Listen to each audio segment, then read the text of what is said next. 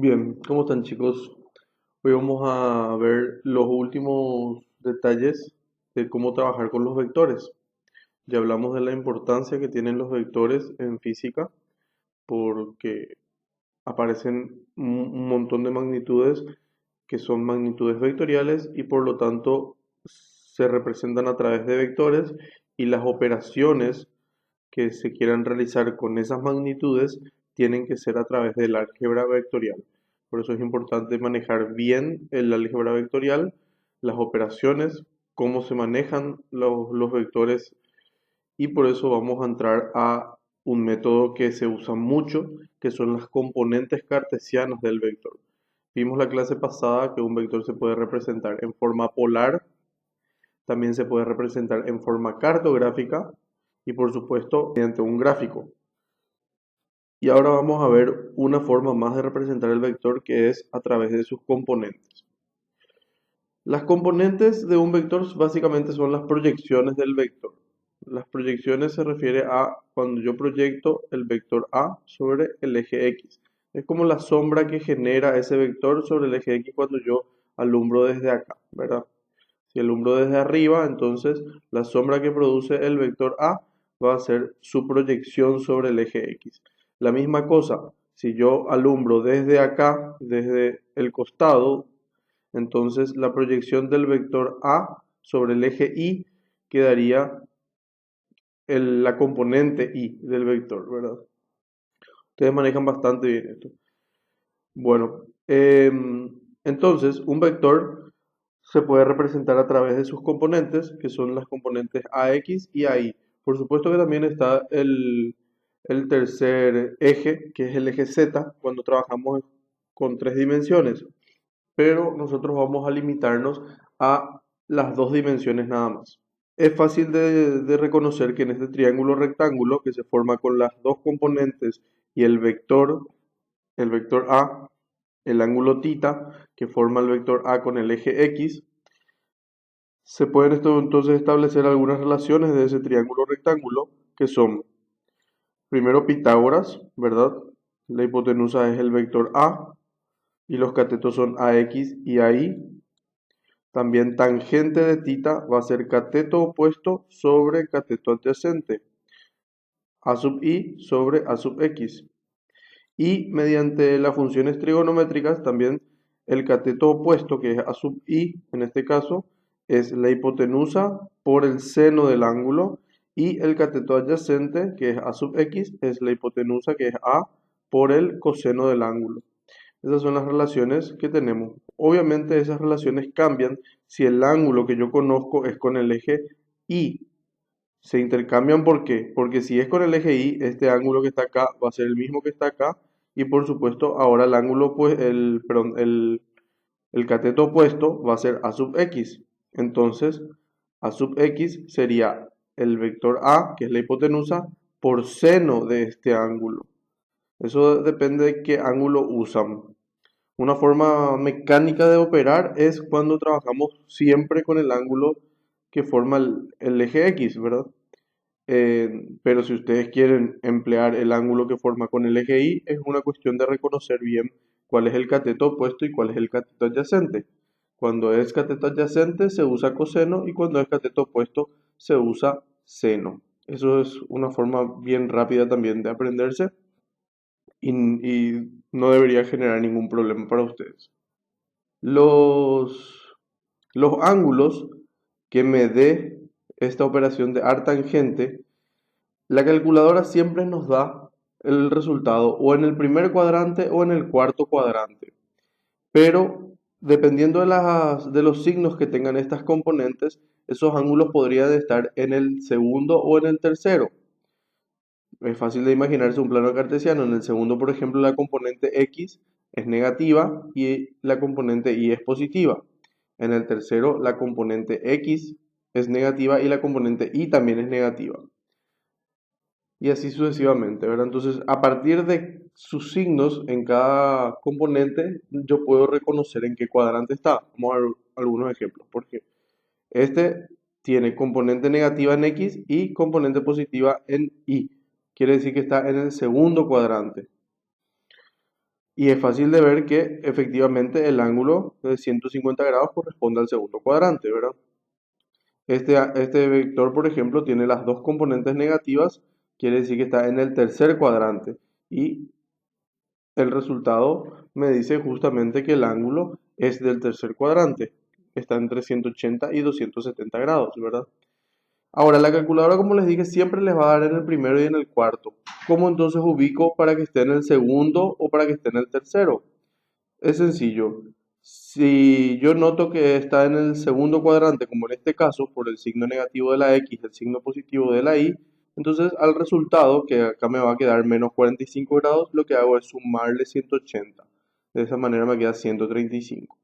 Y como en este caso las dos componentes son negativas, es del tercer cuadrante, acá en la calculadora seguramente les va a salir 24 grados 5 minutos 41 segundos. Entonces también les sumo 180 grados.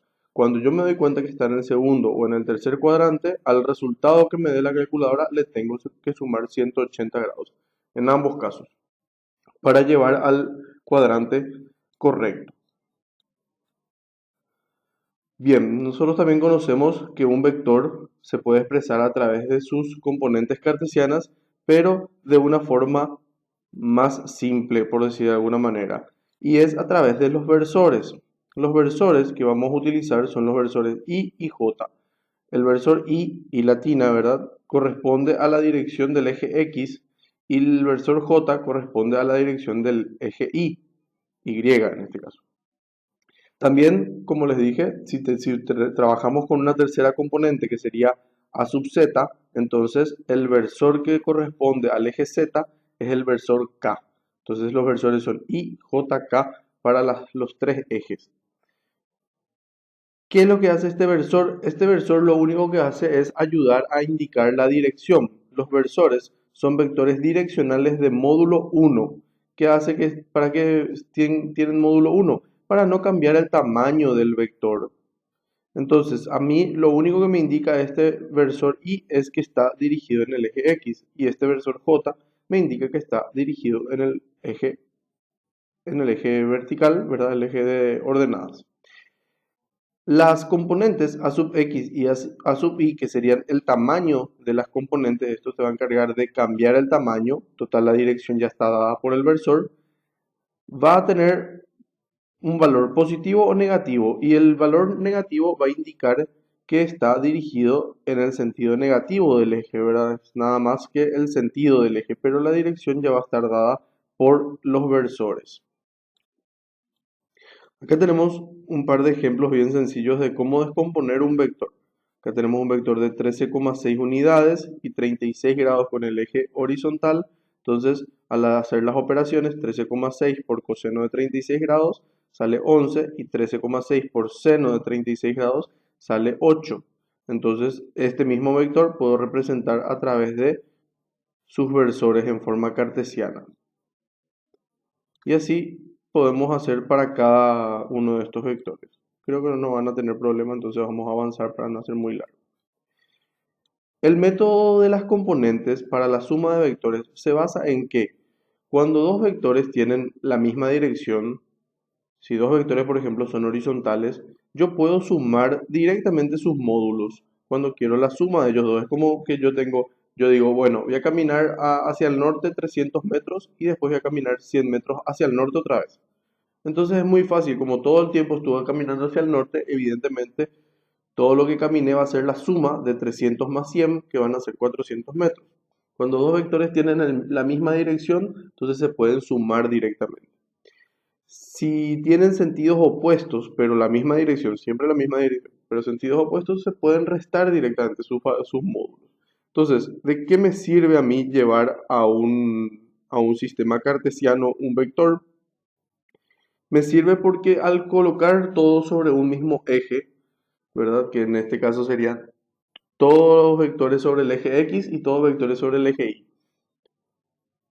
Todo lo que esté sobre el eje X puedo sumar entre sí, ¿verdad? Todo lo que esté acá, por ejemplo, cada vector y el vector A se descompuso en la suma de sus componentes A sub X y A sub Y así sucesivamente para cada uno. Ahora, todo lo que son X puedo sumar entre sí, todo lo que son Y puedo sumar entre sí porque tienen la misma dirección. Al hablar de suma, se habla de suma de suma algebraica, porque en realidad sabemos que tiene la misma dirección, pero podrían tener sentidos opuestos y en ese caso se va a terminar restando. Entonces, es una forma general de decir suma, se suman sus componentes, pero respetando la regla de los signos. Bueno, acá tenemos una forma gráfica de ver por qué funciona todo esto. Si nosotros descomponemos, acá tengo tres vectores, el vector A, el vector B y el vector C. Y tenemos sus componentes A sub X, A sub Y, B sub X, B sub Y, C sub X, C sub Y. Entonces, la suma de todo esto por el método del polígono sabemos que es este vector azul que está, es un azul más oscuro, el otro vamos a decirle celeste, ¿verdad? Y podemos ver entonces que al sumar A sub I más B sub I, y por supuesto después se termina restando porque la componente C sub I es negativa, entonces termina bajando, el resultado de A sub I más B sub I menos C sub I me da la componente SI. En cuanto a las componentes horizontales, A sub X más B sub X más C sub X me da S sub X, ¿verdad? Por lo tanto, se puede ver perfectamente que el vector S se descompone en justamente S sub X y S sub Y, que es lo que estábamos viendo acá. S sub X termina siendo la suma de las componentes en X de los vectores que estoy sumando. Y S sub Y termina siendo la suma de las componentes en el eje Y que estoy sumando. Entonces, al descomponer, lo que logro son vectores que tienen toda la misma dirección en el eje X y toda la misma dirección en el eje Y.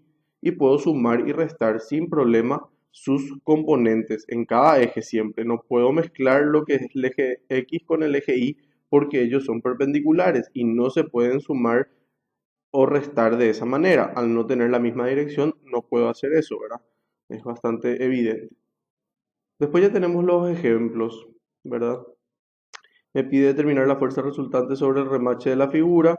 Entonces tenemos tres vectores, F1, F2 y F3, las tres fuerzas, y nos da todos sus módulos y las direcciones. En este caso F1 es vertical, por eso se usa 90 grados. En este caso F2 forma 30 grados con el eje X negativo. Entonces lo que yo hice es calcular lo que sería con el eje X positivo, que sería 150 grados, ¿verdad? Por eso acá figura 150 grados. Y en la fuerza 3, que forma 60 grados por debajo del eje X negativo, también llevo desde el eje X positivo, giro hasta ese ángulo y me da 180 más 60 grados, me da justamente 240. Por eso les pongo acá. Esta es una forma bastante fácil de mecanizar este proceso, esta tablita, por decir de alguna manera. ¿Por qué? Porque si ustedes no quieren mecanizar de esa forma, es muy fácil saber que la componente, por ejemplo, de F1 va a ser 0 en el eje X, ya que es un vector vertical, y 60 en el eje Y. Y como está mirando hacia arriba, va a ser 60 positivo. O sea que esto a mí me va a dar 0 y este me va a dar 60. Por ejemplo, si quiero las componentes de la fuerza 2, entonces para el eje X va a ser 40 coseno de 30 grados. ¿Por qué coseno? Porque el eje X sería el cateto adyacente. Y para el eje Y sería 40 seno de 30 grados, porque sería el opuesto, ¿verdad? El que está vertical acá, el que se opone a 30 grados. Pero en ese caso, esta componente X yo voy a tener que darle el signo negativo. ¿Por qué le voy a tener que dar el signo negativo? Porque en realidad yo hallando es el módulo de este, pero como está mirando hacia la izquierda, tiene que ser negativo.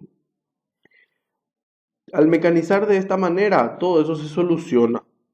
O sea, no es una forma mecánica justamente para no pensar demasiado. ¿Por qué? Porque el coseno de 150 me va a dar el signo negativo que le corresponde. No necesito yo establecer ese signo negativo, ¿verdad? O sea, eso depende mucho de cómo quieran trabajar y de qué tan rápido sean mentalmente. Con la práctica uno gana rapidez mental, ¿verdad? Entonces, si ustedes se dan cuenta fácilmente que este componente es negativa y que este es el cateto adyacente, entonces yo puedo decir rápidamente que va a ser menos 40 coseno de 30 grados, ¿verdad?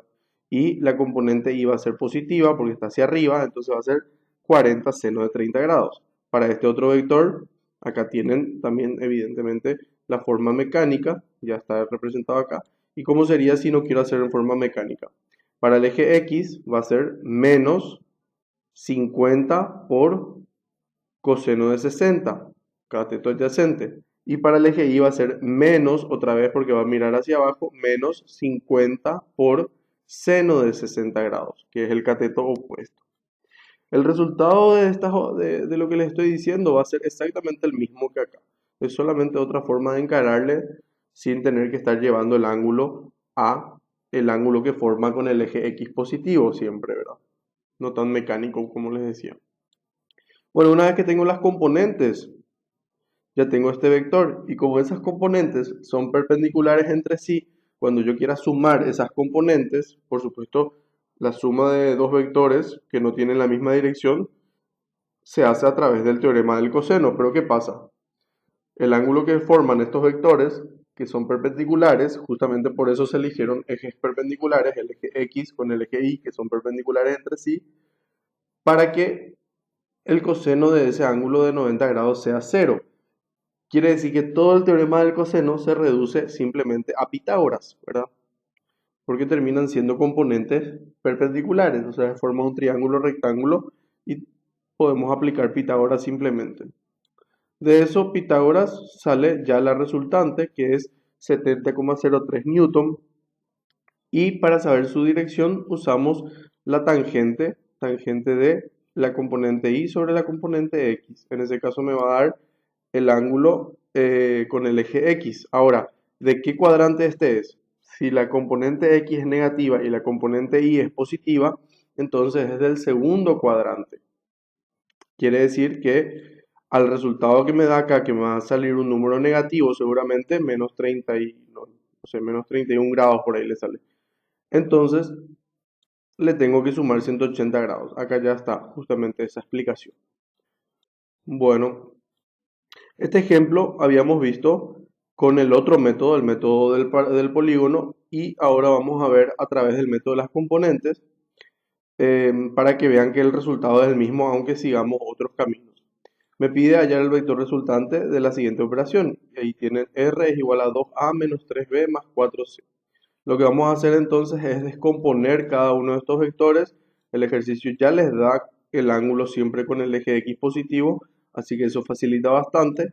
Metemos bien mecánico para el eje X coseno, para el eje Y seno y sacamos estas componentes. Intenten usar la memoria de su calculadora para no perder mucha exactitud. Una vez que tengo estas componentes, le aplico a la operación que me da el ejercicio, que es R es igual a 2A menos 3B más 4C. Entonces, al aplicar dentro de esa operación, esos números lo que voy a hacer es distribuir dentro de las componentes. 2 por menos 5,5 es menos 11, 2 por menos 4 es menos 8. Menos 3 por 6,33 es menos 19 y menos 3 por menos 3 es 9. Ahí como yo ya metí el menos 3, esto ya termina siendo positivo. 4 por 4 es 16 y 4 por 3 es 12. Finalmente puedo operar entre las componentes X, menos 11 menos 19 menos 30 más 16 es menos 14, menos 8 más 9 es 1, 1 más 12, 13, ¿verdad? Entonces ya tengo mi vector resultante que tiene componentes menos 14 y 13. Otra vez es un vector del segundo cuadrante.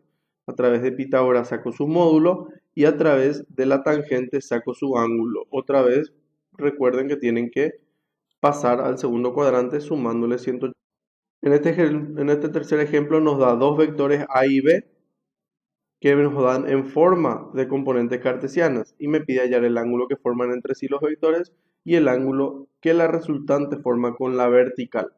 Bueno, para hallar el ángulo entre los vectores, yo voy a usar un método gráfico, ¿verdad? Pero también existe el producto escalar para eso. Los que sepan hacer producto escalar pueden emplear. Y si no saben y les interesa aprender un poco más de vectores, por supuesto que pueden investigar cómo se hace el producto escalar de dos vectores y cómo a través del producto escalar, es muy sencillo el producto escalar, cómo a través del producto escalar se puede obtener el ángulo que forman los vectores.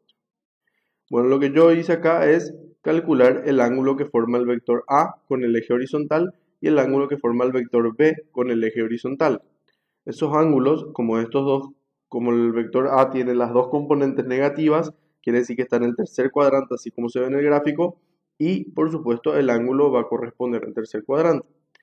El vector B queda en el cuarto cuadrante, ya que su componente Y es negativa y la componente X es positiva, y por lo tanto tiene un ángulo de 63 grados, pero negativo porque está hacia abajo. ¿Qué es lo que yo hice entonces? Para saber el ángulo que forman los vectores A y B, que es el que está acá, lo que hice es 360 grados, le resté el ángulo que tiene el vector A, que es este que está acá. ¿Qué me queda ahí? Me queda solamente esta parte. Igual hay muchas formas de hacer esto, no hace falta que hagan exactamente la operación que yo hice. Entonces me queda esta parte. Y a esa parte le quito otra vez el angulito que le corresponde al vector B. Entonces de esa forma me quedo con esto nomás, el ángulo que está entre ellos dos, ¿verdad? Y ese ángulo que está entre ellos dos es exactamente igual, coincidentemente es exactamente el mismo que el ángulo que forma el vector B con el eje X, pero eso es coincidencia nada más. Son resultados de las operaciones, no vayan a pensar que siempre se cumple o algo así. Bueno, lo segundo que me pedía era el ángulo que el vector A más B forma con la vertical. Bueno, lo primero que hago es hallar el vector A más B. El vector A más B es la suma de los vectores A y el vector B, que como ya está expresado en componentes, es simplemente operar las componentes.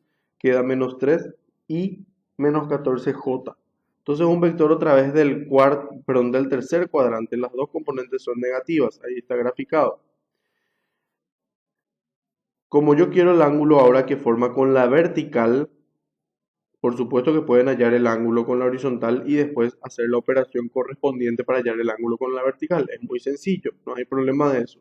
Yo igual hice un camino más directo para que vean otra forma, que es a través del triángulo rectángulo. Como yo quiero el ángulo con la vertical, que sería este mismo, ¿por qué este mismo? Porque por opuestos por alternos internos, por ángulos alternos internos, ese ángulo entonces, ¿qué va a ser? Tangente de este ángulo va a ser cateto opuesto, que es la componente en X, que en este caso es 3, sobre cateto adyacente, que es la componente en Y, que es en este caso 14. Por eso es 3 sobre 14 y de ahí me sale el ángulo. Y ese ya es el ángulo con la vertical. Entonces, resolviendo este pequeño triángulo rectángulo, de alguna forma, en este caso a través de la tangente, podía usar también, si calculaba el módulo, podía usar seno o coseno, pero para eso necesitaba la hipotenusa, o sea, el módulo del vector suma. Y como no tenía, entonces me pareció más fácil calcular con la tangente, ya que sí conozco las componentes. Vean la manera que ustedes pueden calcular y que les salga este resultado y está más que bien. No es la única forma, ustedes pueden encontrar otra forma que les resulte mucho más sencilla. Por último, un cuarto ejemplo, me pide qué fuerza F y qué ángulo alfa se necesita para llevar al automóvil, o sea, acá hay un automóvil, ¿verdad? Directamente hacia el este con una fuerza resultante de 400 newton. Bueno, entonces, yo acá tengo un automóvil, sería como una vista aérea esto, ¿verdad? Al automóvil se le está estirando con una fuerza de 200 newton hacia esta dirección y con otra fuerza F que desconozco hacia esta dirección. Y lo que quiero es que la resultante sea un vector de 400 newton hacia el este, ¿verdad? O sea, hacia la derecha. Quiere decir entonces que lo que yo desconozco son las componentes de mi fuerza 1, que es la fuerza que está ahí arriba. Pero puedo calcular las componentes de mi fuerza 2, que es la de 200 newton y 37 grados por debajo de la horizontal. Entonces, por eso usé menos 37 grados. Y yo sé que la sumatoria de todo esto me tiene que dar un vector de 400 newton hacia la derecha, o sea que en el eje X va a ser 400 y en el eje Y va a ser 0, porque no tengo resultante en el eje Y, ¿verdad? De eso, yo sé que la suma de estas dos componentes me tiene que dar 400, entonces aplicando esa ecuación puedo llegar a lo que tendría que valer esta componente. Y de la misma manera, la suma de estos dos me tiene que dar 0, así que con eso puedo calcular la componente I de mi fuerza desconocida. Al conocer las componentes, por supuesto que puedo calcular su módulo y su dirección. Ese es un camino a través de las componentes. Bien, ahora lo que vamos a ver es un segundo método, que es el método que vimos la clase pasada. Como se está trabajando con solamente dos vectores y su resultante, podemos también aplicar el método del paralelogramo. Eso es algo que me olvidé de mencionarles. El método del paralelogramo nos limitaba a que solamente podamos trabajar con dos vectores y si teníamos más vectores, teníamos que ir haciendo de a dos, ¿verdad? Entonces llevaría muchísimo tiempo y trabajo. Entonces este método de las componentes permite sumar y restar vectores la cantidad que queramos, porque como colocamos todo en el mismo eje X y en el mismo eje Y, entonces no importa qué cantidad de vectores usemos. Esa es una ventaja importante del método de las componentes.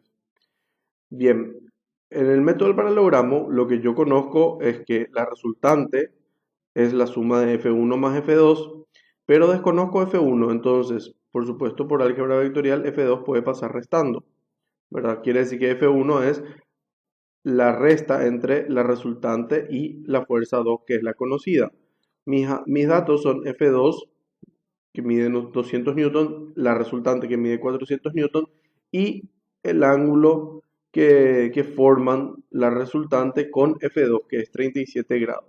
Va a aparecerles una gráfica donde se va a poder ver bien que en realidad lo que yo quiero entonces es resolver un triángulo oblicuángulo que tenga como lado opuesto a F1 y lados adyacentes a 37 grados, 200 y 400. Entonces, a través del teorema del coseno para triángulos oblicuángulos, trigonometría no física, o si quieren verle a través de la fórmula de resta de vectores, que es exactamente la misma cosa, puedo llegar a la resultante. Y a través del teorema del seno, puedo calcular la dirección que va a tener ese vector. ¿Por qué?